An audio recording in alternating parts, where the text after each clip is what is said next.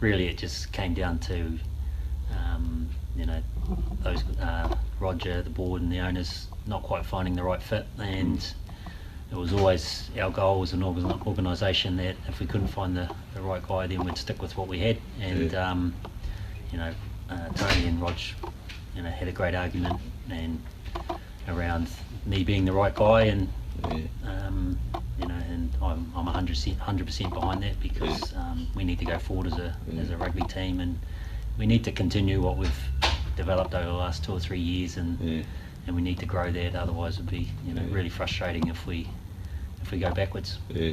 How long did it take you to decide from then? Was it 1 minute or? No. Obviously, had to talk to the wife and about it. Because in my mind, I was, assistant coach was where I wanted to be, and it was something that I really wanted to have a real crack at and try and be the best in the world at, and that was my reluctance, I guess, because I wanted to do that role as well as I could, but I fully understand that for this team to go forward, that I need to be the man. So is your role going to change as such? Has that been decided yet? Or? We haven't really thought about it yet, but I don't think so. I think I think that we've got enough quality coaches to continue what we've been doing. Me continuing to do the attack, Mark will come in and do the forwards, I guess, and Scott Stormy will take the defence, and we'll just work really well as a team and coach as a team and make decisions as a team. So what sort of things did they say to Roger and Tony Gilbert? Did they just lay I know it's all about. It was all about the Highlanders, the team, the organisation, and continuing what we've developed over and what Jamie's put together over the last 4 or 5 years. Yeah. Mark Hammett, do you know him very well? Played with Mark in the All Blacks. Know him pretty well as a person. Don't know a lot about his coaching, but I know that he's been coached by a lot of quality coaches as a player, and he's had a lot of experience as a coach, and all the reports and all the people that I trust about guys who know coaches say that he's a real quality forwards coach, and he's going to be someone that's going to add to our organisation not only next year but 2018, 2019 going forward. I think he's a great signing from the Highlanders. Yeah. Was there a clincher? Was there a moment you thought, oh, I've got to do this?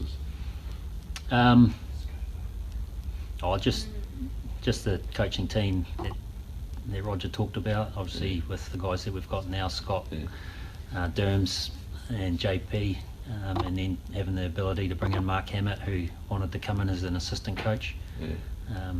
So for me, that's a quality coaching team, and me being the guy that was going to be the head coach, but I just see it as a quality coaching team that's going to take this team forward. Yeah. Is that what it is now? You just can't just be one coach. You got to have it. Yeah, I think so. I think where we've progressed a lot is in the Highlanders, is Jamie's allowed us to really coach together as a team, and that's something that he drives, and everything that we do together, and the alignment that we have as a coaching team has been huge for the players, and it allows them to perform really. What were you sort of apprehensive about being a head coach before? I wasn't apprehensive. I just was really enjoying the assistant coach role. Like, I'm not afraid to be the head coach, and I know it's going to be a really good challenge that I'll enjoy. I was really enjoying the assistant coach role and enjoying that challenge, and especially with the attack side of the game. And I guess as a head coach now, I need to find a way where I can still do that, and still, I guess, add my flavour to the team. In Japan, what's the go there? What have you been doing? Did Jamie approach you? Yeah, when Jamie signed on to coach Japan, he wanted me to go with him, and I've loved coaching with Jamie over the last 3 years. I think we coach well together, and it was something that was just too good to pass up, coaching an international team at the World Cup, and especially in their home country, and having links with Japan, where I've played a lot, and it was just, for me, it was just a great opportunity that I couldn't turn down. So you were going to go with him straight away, or? No, I was always wanted to finish finished coaching here, and I didn't want to leave the Highlanders with Jamie. We needed to continue what Jamie started, and you know, if I can do that for one more year and then let Scott and Mark take over with whoever else joins them, I think we're going to have, you know, the Highlanders at top of Super Rugby for a long time. What is it about this place, you reckon? Is it the Dunedin thing that you were involved in as a player? Is it just intangibles? Oh, for me, I just love the Highlanders. I love coaching every player that wants to put on the Highlanders jersey. You know, it's a huge challenge and it's exciting, and you know, when you get a group of guys together that want to play for each other, you know, it's pretty exciting to coach a team like that. And you know, as a player, that's the way it was always when I was here at the Highlanders in Otago. Are you going to make any changes, do you think, as a head coach?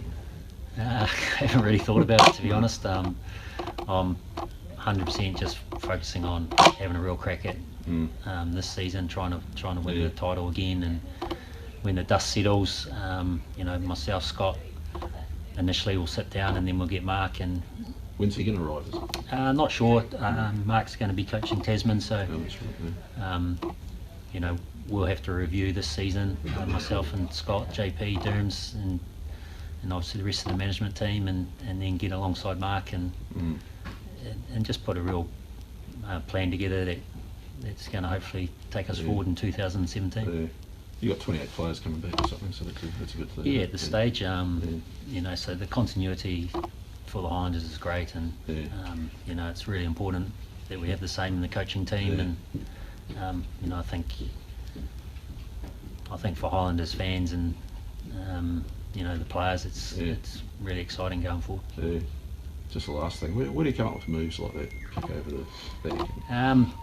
Where does that come from? Yeah, I think it's mainly just based around challenging the players and getting them excited about doing something different. You know, one of Lima's strengths is he wants to be awesome at everything, and so it's hard. So you know, as a coach, I want to give him opportunities where he can be challenged as a player and something that excites him. And you know, it was something really different. I was a little bit apprehensive, but leading into the game, but so his idea was it yours? Yeah, my idea, but you know, we trained it all week, and it only came off for once, and that was on the game time. But you know, to Lima's credit, he put a lot of time into that kick, and it wasn't something that he just did once or twice. He probably practiced that 50 or 60 times during the week, and you know, he wanted to nail it, and that's his competitive nature. And I, you know, us as a coaching team knew that he would pull it off. A few more tricks like that. I think there will be. You know, I think the game's so competitive now, and the game's moving forward so fast that you've got to have something different. You've got to offer something different, and just to keep the opposition wondering what you're going to do, really.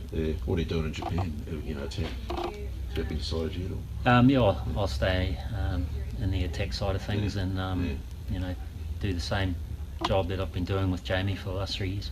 What do you like about Jamie? I just love coaching with him, get along with him really well. I just think his ability to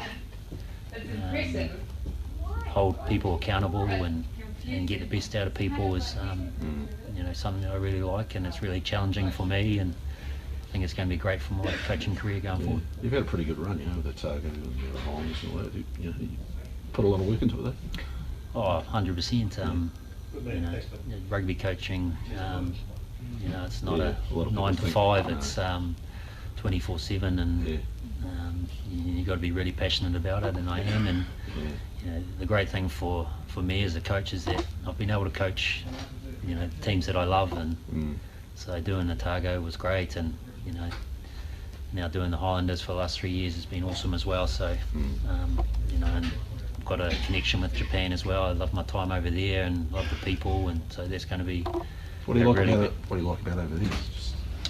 I just think it's you know, a great country to live in, and the culture's hugely different to New Zealand, and the people are way different, but just really enjoyable to live there and to get to know different people, and you know, it's going to be huge for myself and Jamie trying to take Japan Got any goals? to the top of the world, I suppose.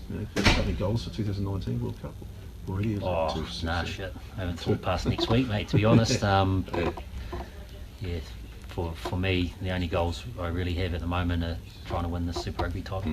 And like being an Otago man, born in Kaitanga and all that, is that part of it, you think? I think it's always part of it.